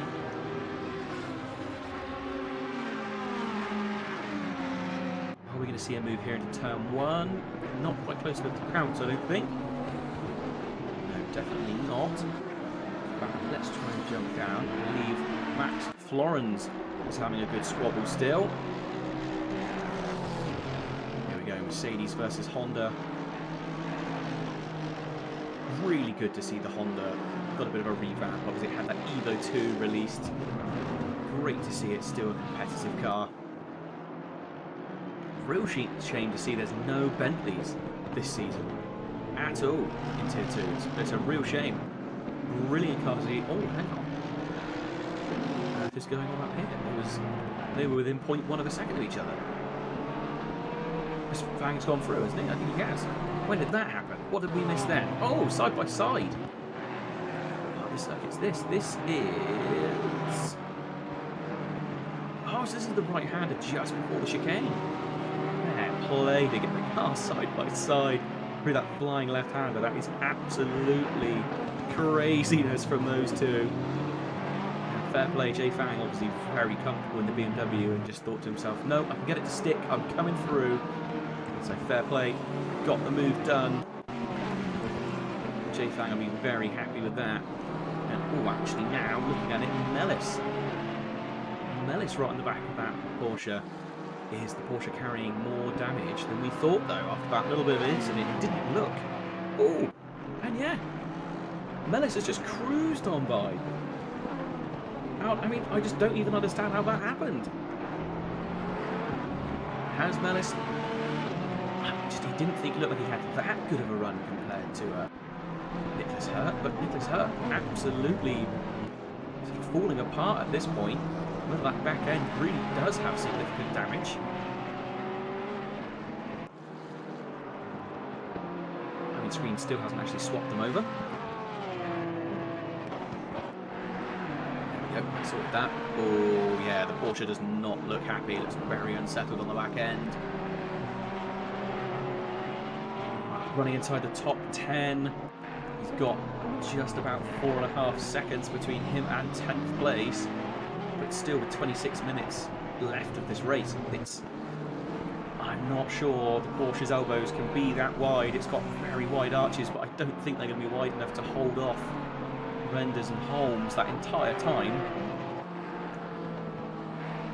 It's a decent gap, and then hopefully... Oh, there we go, corner crack with another drive-through penalty coming through. Another one coming in now. Again, that's going to be for track limits. That's auto-generated by the game. Oh, Seminara with 2.5 seconds lead at this point. Great bit of driving from him. Brilliant little bit of driving. Let's have a little look. Let's grab Holm. Jimmy Holm.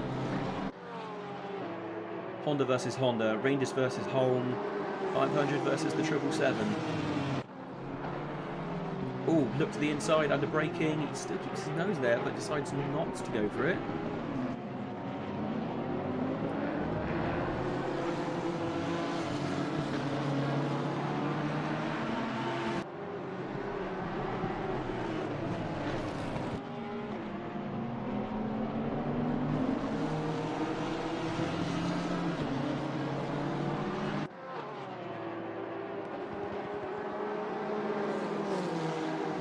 I apologise, I had to take a little drink there. The voice is starting to take its toll.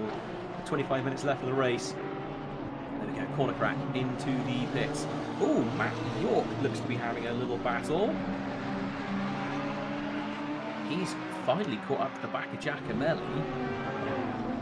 And we saw those guys squabbling earlier on.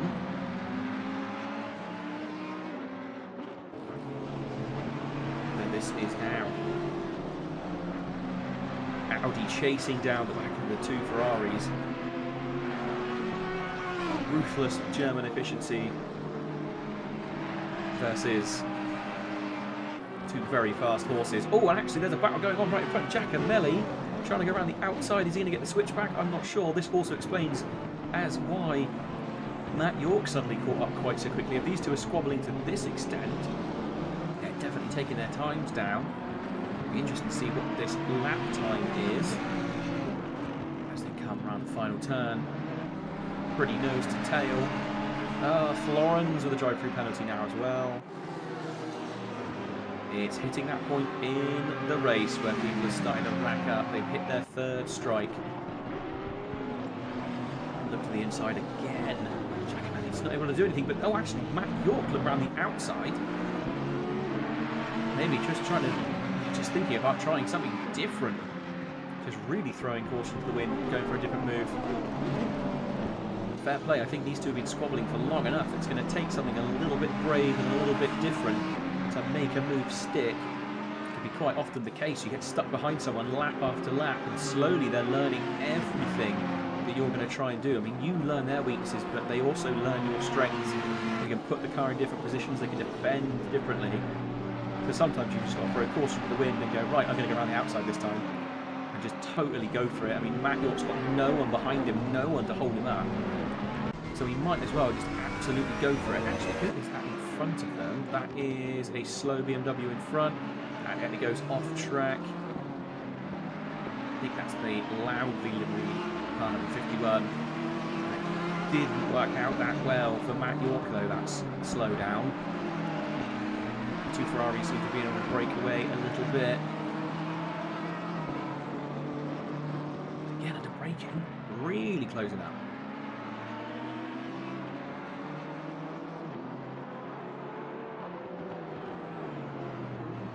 I don't think it's going to be long until you couldn't squeeze a pancake between these cars. Certainly couldn't fit the pancake that I ate between these cars. It was pretty grossly full, if I'm honest. I quickly chucked it into my face before screaming. I do hope wherever you are in the world you're having a nice pancake day. You're eating your own weight in sugar.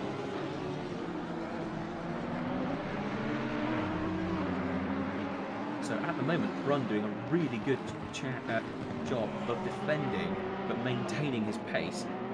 All three drivers really, really close actually in the times. Last lap out at 144.7, at 144.7 and a 144.8. But that was obviously with that passing of a slower car. And I think I just saw a flash of the lights from Giacomelli saying, come on, I'm quicker than you, why don't you let me through? Again, you're allowed to defend your position, no reason why anyone should give up a position at this point.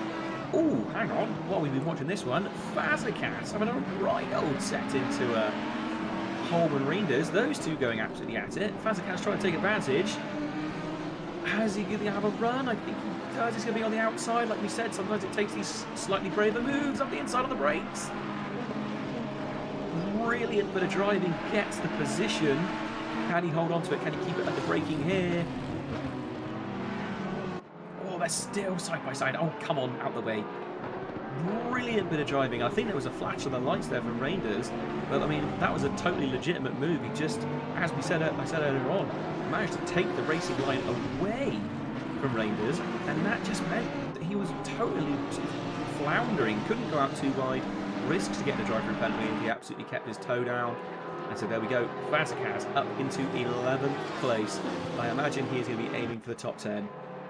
With the pace he's had, he should be able to catch up to the back of Holm, because he was nearly a second faster. Oh no, tell a lie, he was a second faster than Reinders last lap, but he was significantly slower than Holm last lap. But those two were squabbling, so now they're free. Who is Holm stuck behind? I know it's a back marker. Let's see if we can see what number it is. Car number 14. Oh, it's not a back marker. I do apologise. It's that. Oh, it's Nicholas Hurt. Nicholas Hurt in that damaged Porsche. We said earlier on, 25 minutes is going to be a really long time to try and keep his elbows out. And here we go. He's now got to make that Porsche as wide as possible. He's got to put the cork in Porsche. I just don't think he's going to have the pace to hold all three of these cars off. He can go defensive, but we've already seen it from Vazquez. He's willing to take an off-beat approach to overtaking. So if he's defending, oh, big jump there from Hurt. If Hurt's defending well and trying to stop Holm getting through, Vazquez is going to be like rifle fast and send it around the outside. I'm not worried about that. Oh, actually, and then there you go. Vazquez going for a move here, not able to actually get it completely done, but showing he's really willing in this latter half of the race. Under 20 minutes left to go now. And it has been an absolute nail-biter the entire way through. And this battle at the moment going on, this is for 9th place. And Hurt is desperate to hang on to one of the final spots inside the top 10. He could use the points for the championship. I think where he is, he's currently 3rd in the championship, so realistically he needs some of these points. Seminara is going to have a lovely dose of points, and Vazquez running in 9th place in the championship should be a lovely chunk if he can hang on to this current pace. Or keep moving forward. Oh, and Holm made it through. I was so busy looking at numbers that we missed the move. We're going back. We're going to come back and watch it again. I do apologise for that one. So this is down into turn 1, and yet again, the Porsche's just floundering into turn 1. Vazquez looking like he wants to try and get the inside as well. I mean, and realistically, I don't think Hurt is going to be anywhere inside the top 10 by the end of this race. That damage he picked up, whether that's it or whether it's tyres or fuel issues possibly, might be having a fuel save, who knows. He's really lost a load of pace. Oh, while we were watching that, we missed. There we go, Vazquez got past as well. Fantastic. Great move there. Really brave. Like we said earlier on, he's willing to make these brave moves and just chuck the car into different positions. Safe, but very, very challenging driver. Super hard to defend from a driver like that, where you don't know where they're going to put the car. They're not driving in an obvious, typical manner. They're trying these different things, and like I said earlier on, at Hungaroring, that is what you have to do. But now, Hurt outside the top 10, and I imagine he is feeling physically hurt as well. He's got a Honda right up the back of him, and then he's going to have Brun and Giacomelli and Matt York all there, still with 17 minutes left of the race. I just don't see it all. The Honda goes to the inside, way too deep, loses a position. Is he going to be able to hold on to it? No, he's not. And actually now, he might even lose another position to Brun. Maybe not, he's still on the inside. These two squabbling with a floundering Porsche in front of them. Oh, a little bit of a run. Oh, and around the outside goes Giacomelli. With those brave moves we were talking about. We're going to go helicopter. You can keep an eye on it. So Giacomelli now gains a position. Nicholas Hurt gets a brief moment to have a quick breather, but it's not going to last long because all of these mid-engine cars are sniffing down the back of that poor wounded Porsche. Like a stuck pig, it is losing its life fluid. And all these angry Italians and the burly German. And to be fair, two very good racing driving Japanese cars as well. They're all zeroing in. There is just no escape from them. A little bit of respite for 2 minutes would almost do them good to not fight too hard in this little pack. They can all get themselves a position.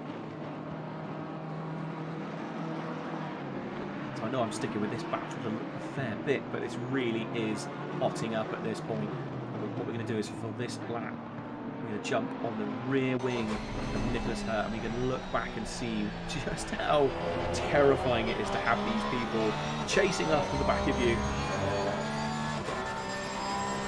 So, decent run actually this lap, and actually, oh look at the background, there's moves going on. We might have to go to helicam so we can see what's going on. Don't think the Honda's going to be able to do anything under braking. Possibly look to the outside, now looks to the inside. Oh, and Alexa Gates picks up a try-through penalty.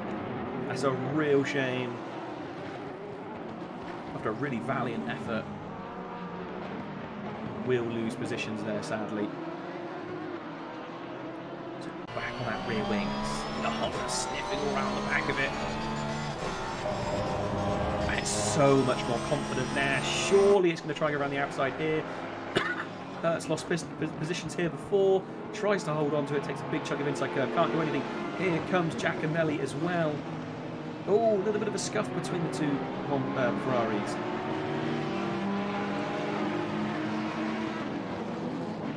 Oh, there we go. Matt York goes around the outside. Trying to go side by side. Little bit of a touch. Going to be... I'm not sure on that one. Hard to say. But Brunn will be devastated about that, dropping off and losing points. Matt York trying to see if he's slowing down or not. I don't think he is. I think he just had to get a moment or two to recover. It was one of those things. He was on the outside. Was he far enough to really be able to claim the apex? I'm not sure. That is down to the stewards. That did look a bit 50-50 like sort of racing incident. But sad to see Brunn drop out of this battle in such a way. Meanwhile, these two, Vazquez and Reinders, have absolutely flown away from her. He's just unable to do anything about it. Here we go into turn one. Are we going to see a move? Hurt going super defensive. The Ferrari going around the outside. Can it keep the traction? There's an Audi sniffing all over the back of them as well. Surely not. No, there we go. Hurt loses the position. And there we go. Matt York up the inside as well under braking. Fair play there. That's a really good move. Opportunistic, but I don't think he's going to get it to stick. Now has to relinquish the position, or at least stay neck and neck. But he's still side by side. He's going to be the inside here for the flying left-hander. In fact, I think he almost cuts the nose off. He does! So close. Brilliant little drive there from Matt York. And as we said earlier on, Hurt is in a world of hurt. It's not going well for him. We're going to jump actually forward to another battle going on, which is Seminara and Casangina. They are now within half a second of each other. Earlier on, I really thought it was all laid down and Seminara would have the win. But here we are with 12.5 minutes left to go and just over 0.3 of a second between our first and second position drivers. And Seminara keep his elbows out for long enough. He's got that big old car to keep his elbows out in. Oh no, but he's gone deep! Super deep, and Casangina will not wait to have another go at that. He'll say, thank you very much, I'll go through there. A little bit close there. Wouldn't be surprised if we see a bit of a flash of the lights from Casangina. I don't think it was anything intentional. It was simply a case of, this was the line I was on. I'm put to the floor. I can't really change my line. But there we go. It is showing damage in the armour of Seminara. BMW that looked pretty strong in the first half of the race. And even in the first half, sort of this third quarter of the race, it looked really strong. But now, towards the end of the race, is its weight starting to play against it? Is it able to actually go all the way to the end? Or we've already seen a mistake. Can Casangina somehow pedal that Porsche all the way home? All the other Porsches around him have disappeared. As it was a 1-2-3 on the qualifying grid. Really expected to see the Porsches to be mega strong here this evening, but it looks like they're difficulty, the difficultness to drive them, the drivability of them really has taken effect, but not for Casangina. Really done an amazing job. I'm having a look at where Casangina is in the championship. He's in 10th place, so he would absolutely love to get some points here. He's in front of a lot of people that he wants, but to be fair, so is Seminara. Seminara in 8th position overall. So these two desperate to get as many positions as possible. So Richie, I don't even know where Richie is on the list anymore. I think he might have even left actually. Where is Richie? I can't find him anymore. Oh yeah, Richie has left. So our championship winner, sorry, our championship leader is gone. Jay Fang running in 8th position, so this might still be a reasonable finish for him. Lois Rayner currently that's something different, isn't it? Looking through the list, and I don't think I can see them on the top of the list either. So lots of championship dominant drivers really struggling this time around to get decent points. Right, I'm going to leave you on this battle for 2 minutes. I will be back momentarily. Please don't go anywhere. I haven't muted my mic.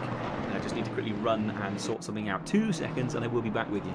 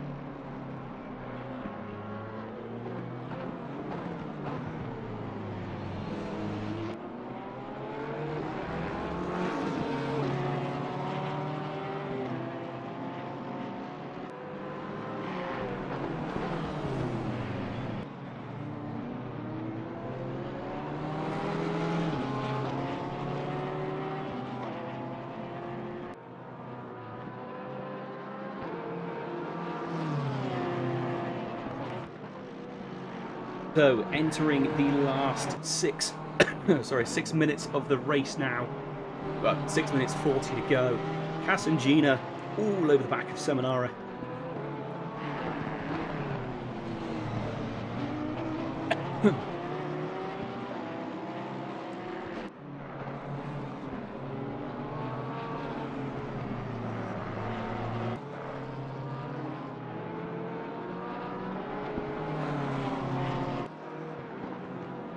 Right, we're back. T has been gulped.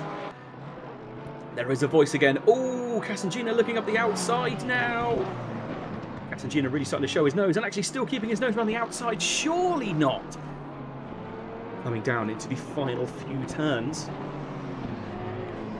Oh, and Casangina really showing that dominant front end grip. Absolutely sending it at this point. He knows he doesn't have long to make the moves work. Just trying to force the BMW off the racing line that little tiny bit. Grabowski has picked up a drive-through penalty as well. Oh, moving to turn one. The Porsche goes out the inside. Oh, there's a slight touch. He goes too deep. Oh, there's a big collision between the two of them. Oh, that was not the best from either of them there, to be fair.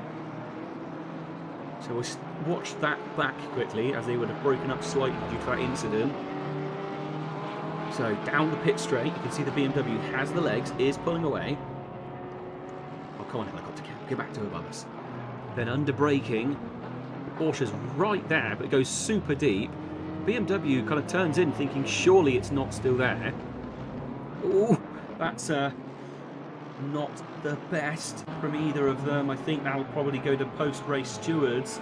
But for now, Seminara hangs on to pole position. So now that those two have split up a fair old chunk, let's have a quick look back through. Azarkas still holding onto the back of home. Been a real shining star this evening in the one and only Lamborghini, really showing that it's a still dominant car here. Doing really well, just inside the top 10. He'd love to get one step further in, but Holm is doing a really, really good effort of hanging on to that position. And that gap has now slightly opened up.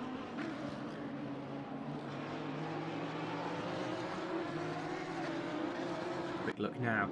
So, with just under 4 minutes left of the race, the battle for 5th position is still definitely going on.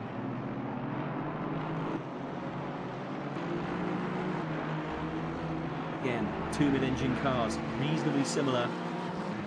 Honda versus Ferrari. Down towards turn one. I don't think the Honda's going to be anywhere near close enough to try and make a move here. It was like a pretty gargantuan effort. I mean, a mistake. And that mistake did not come.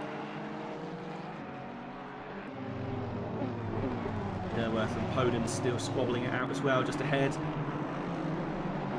Still a little bit of a gap between them. Fazekas still within half a second. Holm. I'm not sure we're going to see a move here before the end of the race, but I mean, we've said that Fazekas has done some absolutely wild things in that Lamborghini tonight. I mean, really has done some brilliant driving. Really hoping that maybe next season we'll see some more Lamborghinis back on the grid. It's a car that's really fallen off over the last couple of balance of performance updates. I think when I first started commentating and racing on ACC, it was quite a popular car, and then it's just dwindled away. But Fazekas showing that you can still be incredibly quick.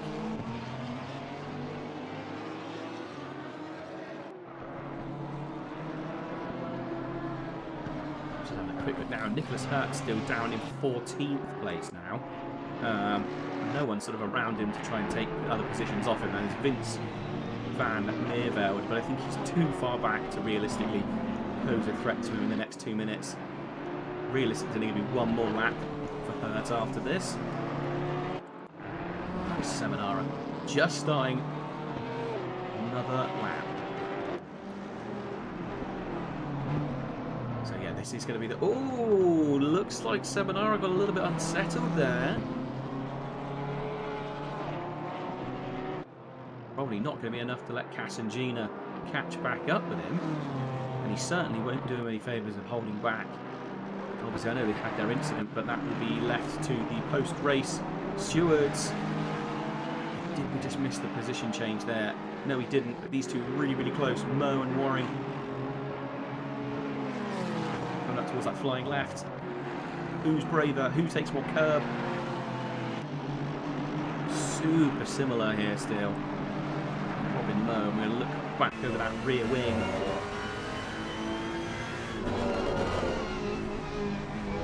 1 minute left to go. There are leaders.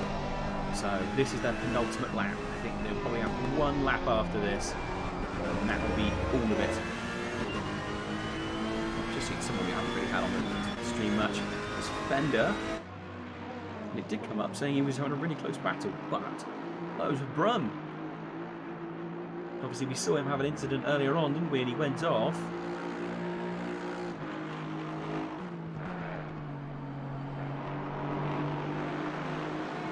That. I think it's the timing board throwing a little bit of a wobbly there. Oh no, there we go. I saw it sound now. Right, we're going to go over to the leaders on the final lap of the race. Seminara.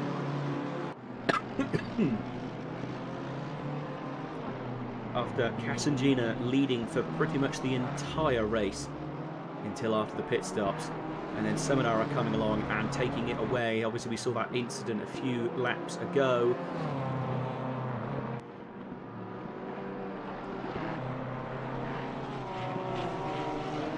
So we'll have to wait and see what happens post-race. I'm sure there will be incidents put in. We will do our very best to discuss them next time it comes round, this time next week. Sticking with Seminara for now. Gap's down to 2.2 seconds, but it's not going to be enough. Oh, Matt York looks like he's having quite a good little scrap. Let's have a double check. Yes, he is, and they're right at the start of the flyer as well. I think it was someone earlier on said about last lap. There's a battle for the very north.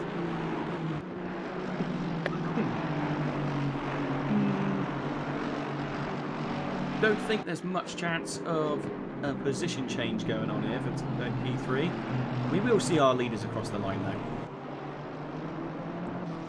Brilliant race from Seminara, obviously slightly dampened by that incident earlier on, but Seminara coming across the line in pole position. Casangina second place. We should see Nerworth any second now. Coming home as well.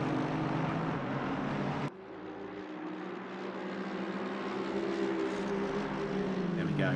Brilliant effort for him. Third position. Opponent's fourth. Mo. Fifth. Wiring. Sixth.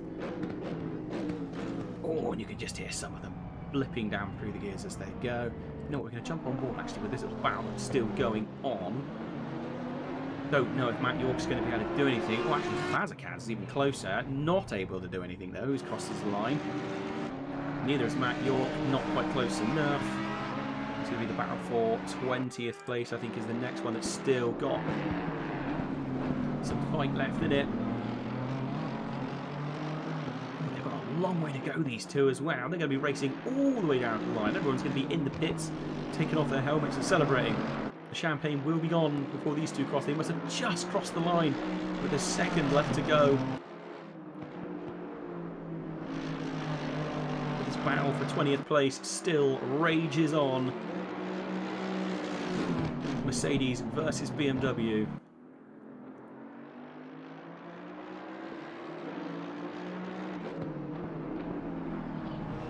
Can he hold on to it? The BMW sniffing on the back, not able to make a move. One turn left to go. Surely there's no room to make a move here. Nah, definitely not. It's going to be across the line. I don't think positions are going to change. Unless it's a big mistake here for the Mercedes, which there isn't. There we go. That is the end. Oh, a bit of an after-race crash. That was slightly questionable, but there we go. You know, these things do happen from time to time. Well, thank you ever so much for joining us. Hopefully, I'm going to get some people in the commentary booth. It's always nice if people want to come in and have a chat with me. So the commentary box is, oh, sorry, the interview box, I apologise, is open. If anyone wants to come and join me, whether you came first or last, there is always a spot open for you. So I'm just going to move now to a different screen so it's a little bit nicer for everyone to watch. There we go. We'll just sit on that one and see if anyone comes up. into the ready for interview box. Meanwhile, let's have a little look at the timetables. So qualifying, the top 5 qualifying was Casangina, Ritchie, Tarin, Florence, Poden, Mellis, Seminara, Neuwirth, Moe, and Holm. And then when it came to the actual race, it was Seminara in pole, Casangina 2nd, Neuwirth 3rd, Poden's 4th, Moe 5th, Waring 6th, Mellis 7th, J Fang in 8th, 9th was Holm, and Fazekas managing to bring it home in 10th place. It got inside the top 10. Really, really strong effort from him. Really well done. Actually, just looking here as well, going into this race, Casangina was running 5 kilograms of extra ballast. That would be from previous discretions. And Tarin was running 10 kilograms. So a couple of guys, or a couple of people in here, Giacomelli, no, sorry, not Giacomelli, Alexa Gates, actually, yeah, she was running 10 kilograms of weight, and so was Reinders. So a little bit of extra weight on those cars does make a big difference. There we go. I've got someone willing to have a chat. Fantastic. So we will drag them in and see what they have to say. Good evening. Please introduce yourself. Hey, so I'm super tired right now, but yeah, I'm Casingena. I just finished P2 at Hungaroring after a wild race with the Beamer. Yeah, That was really fun, but super tiring at the same time. And I'm not too sure about the last few laps shenanigans as well, so I just want to tell him GG. That was a really fun race, and I'm looking forward to the next one already. I mean, it looked like you completely dominated the qualifying. It was amazing, and all through the first half of the race as well. To be honest, the first 3/4 of the race, you led every single corner. It was really looking like it was your race. Obviously, Seminara pitted slightly earlier than you. I do apologise. I've still got my cough. So slightly earlier than you, and it didn't seem like the pit strategy worked quite how you wanted it to. Was that a mistake, or were you expecting to come out behind him anyway? No, actually, the race strategy I was discussing with Tarin. He was P3 after qualifying as well, my teammate. And I planned to have this conservative strategy, basically to run 100 liter to pit roughly about 1 hour just to check if there was rain forecast for the end of the race. So I could basically try to just pit for some fuel, but not tires, and then anticipate the rain for later. So I didn't expect to maintain the lead for the first stint because I was overfueled compared to others. But I don't know what happened at the beginning. There was one Porsche that disappeared and had some bad internet. So there was suddenly a big gap, and I was just trying to be as consistent as possible. And the Beamer behind Seminara was catching few tenths every lap, and I was just focusing on my pace and my laps. But as soon as he pitted, I was not too sure what to do strategy-wise. I could have just followed him the following lap, but I still wanted to try that strategy, and actually came really close. I think maybe more laps, I don't know. I think without the incidents at the end, I think the win was on the cards anyway, and I'm happy. I don't think I could have done anything much better anyway, so No, I mean, it I'm seemed pretty... it seemed like a super flawless race from you. Obviously, like we said, there was that incident at the end between you and Seminara. Obviously, that'll be between you two and the stewards to sort that out if you feel the need. But I say the way you kept the Porsche as level and planted as you did was really, it was an absolute textbook Porsche driving. It was a circuit. I wasn't sure how the Porsches were going to get on. They were really good in qualifying, but they're not the most stable cars in the world over a race period. So for the fact that you managed to keep it on the straight and narrow until there was someone else involved, I think it was a real show of like driver skill, really good sort of driver ethics there to keep that car under control and put in such a dominant performance. And with 5 kilograms of extra weight at the moment, you are carrying ballast, aren't you, at the moment? Oh yeah, that's true. I forgot about ballast. Yeah, I started the season with 20 kilos ballast because it was my first race in era in 2 years. Okay. So I was a bit frustrated at the beginning of the season because of ballast, because on the Porsche it's really hard to deal with it because it completely changed the way you have to set up the car.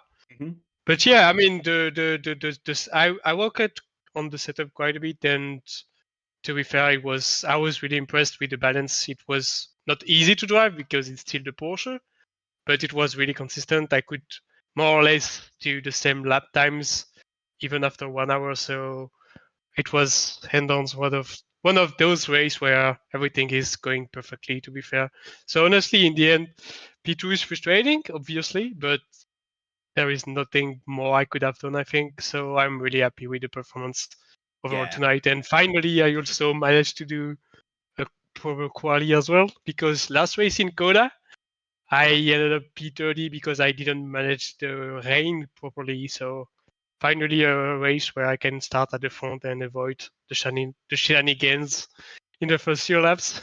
Yeah, 100%. I mean, definitely starting near the front makes a massive difference, especially early on. So it's only race 3 in the championship. A lot of you racers are still getting to know each other on track to sort of know how people drive. It does make a big difference being around the same people for a few races. I mean, I think it's your best finish so far, isn't it? If I'm double checking my numbers. Yeah, it is. It's Yeah, like my 7th race in AOR, and at that point, my best result was a P6, I think. So, yeah, best result. Really happy with the outcome, and I'm looking forward to the remainder of the season. I'm not too sure what the pace will be in next races, but I'm definitely looking forward. well, it's Bathurst next week, so it's a very very different beast to Hungaroring. There's lots of runoffs at Hungaro, but there is nothing at Bathurst. So it's going to be a challenge for everyone, I think. But I think if you can keep it as clean and within the lines of as you have this week, you should see no issues hanging on to a decent position. And the Porsche goes quite well at Bathurst, if I'm not mistaken. I could possibly be very wrong. Oh, uh, it's really good on the mountain, but then there are two very long straights, and Yeah. you know what they say about the Porsche. So overall, it's not too good. So battles will be all about damage limitation, trying to focus on my own and avoid the carnage, and let's see how it goes. Well, if you do anything like you have this evening, I think you should have no problems whatsoever.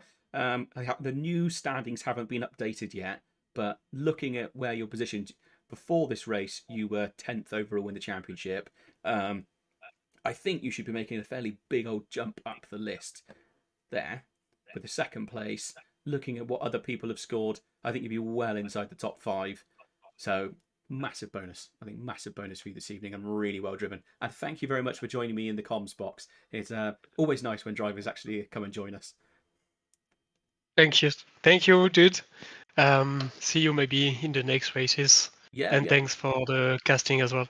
No worries. Absolute pleasure. Thank you very much for joining us. Right, we are going to say goodnight now. So, yep, thank you for joining. Right, what a race that ended up being. I mean, it was wet qualifying, well, sorry, damp qualifying, which I don't think anybody expected. That really changed up the orders with second to last lap incidents as well. So I'm sure the marshals are going to have a wonderful time post race going through all of this. But for now, that is us done. Thank you ever so much for joining me this evening. Again, massive shout out to John. There's loads of stuff behind the scenes and things. Yeah, just glad to be back myself as well. So, right, we will see you next week at Bathurst.